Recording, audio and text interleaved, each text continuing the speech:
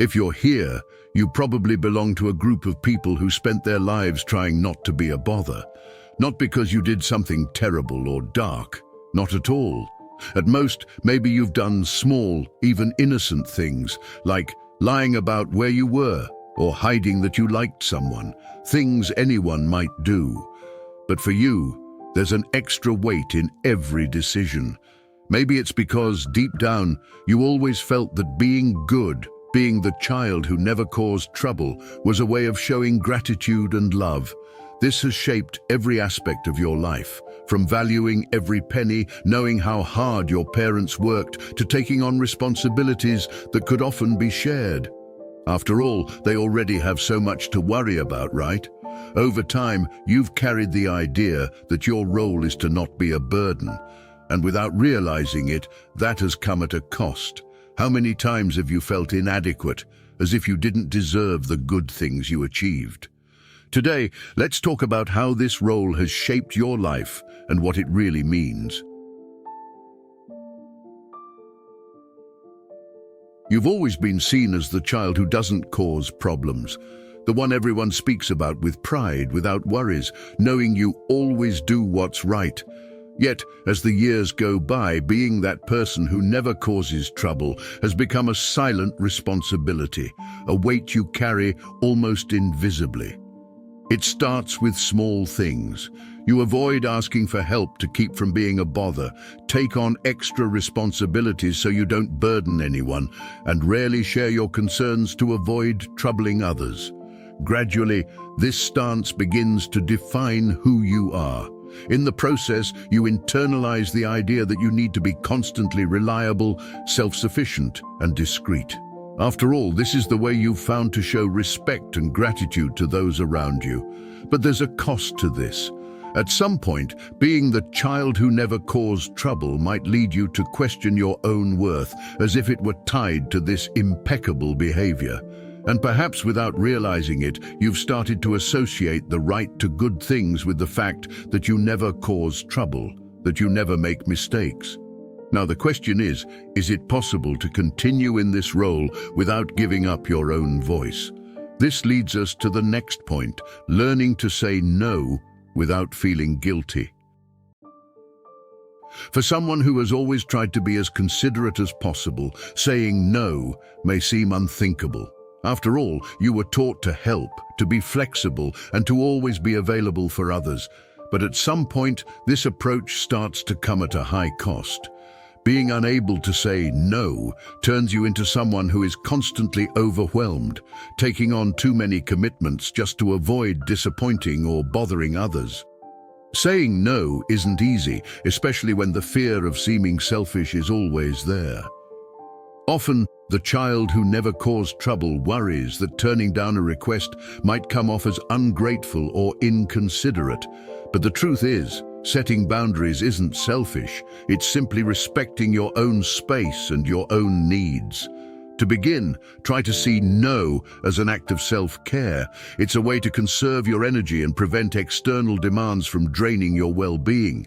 Practice small no's in daily life to understand that this word doesn't have to be harsh or offensive. Remember, each time you say yes to something that overwhelms you, you're actually saying no to yourself. Over time, you'll realize that knowing how to set these boundaries also allows for a more authentic life. After all, doing what's right doesn't always mean saying yes to everything. The idea of always doing what's right can be one of the biggest pressures you carry. For a long time, you believed that doing the right thing meant pleasing everyone, avoiding conflict, and doing what was expected of you. However, this constant pursuit of approval can often make you lose touch with what truly matters, your own values. Doing what's right doesn't necessarily mean following others' rules or fitting into a predefined mold. It's about aligning your actions with what you believe is genuinely important. Sometimes this can mean breaking norms or stepping out of your comfort zone. Instead of always doing what's expected, you start doing what resonates with your essence, even if it involves difficult choices. This doesn't mean acting irresponsibly or disrespectfully, quite the opposite. Acting with integrity means making decisions that, even if uncomfortable, are consistent with what you stand for.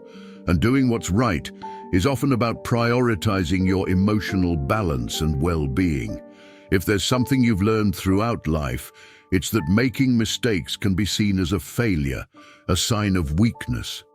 After all, as the child who never caused trouble, you've always strived to do everything right, to avoid mistakes. Deep down, perhaps you believed that making mistakes would distance you from what others expect of you, someone who always has the answers, who never wavers. But reality is very different. The fear of making mistakes can actually be one of the biggest obstacles to personal growth. This is because by fearing mistakes, you end up paralyzed, avoiding even trying. The idea of being perfect all the time starts to become a prison. You try so hard to get things right, you push yourself so much that you miss out on the opportunity to learn from your own mistakes. Making mistakes doesn't mean you've failed as a person. On the contrary, it means you're trying, taking risks, and growing. Every mistake brings a valuable lesson. By allowing yourself to make mistakes, you also allow learning to happen. After all, those who've never made a mistake have never had the chance to change, to improve. Mistakes are human. And you don't need to be bound by the fear of not being perfect all the time. Allow yourself to make mistakes as a natural part of the growth process. The key lies in how you handle mistakes. If you learn from them and move forward, you become stronger, more authentic, and more secure in who you really are. We've reached the end of this journey, and as you reflect on everything we've discussed, you may realize that the key to dealing with it all doesn't lie in being perfect, but in being authentic. Being the child who never caused trouble may have been a way to show love and gratitude, but it might also have distanced you from a lighter, truer life. Remember that there's nothing wrong with saying no, setting boundaries, and above all, making mistakes. True strength doesn't lie in avoiding mistakes at all costs, but in learning from them and moving forward with greater wisdom. Doing what's right doesn't mean pleasing everyone or losing yourself in others' expectations. It means acting according to your own values, respecting your needs and emotional balance. You already are someone, and you deserve to live a life where your choices are guided by your truth, not by a constant quest for approval or perfection. With each step, each decision, you have the opportunity to come closer to who you truly are. Now look at yourself with compassion and allow yourself to live fully with all the mistakes and successes that make you human.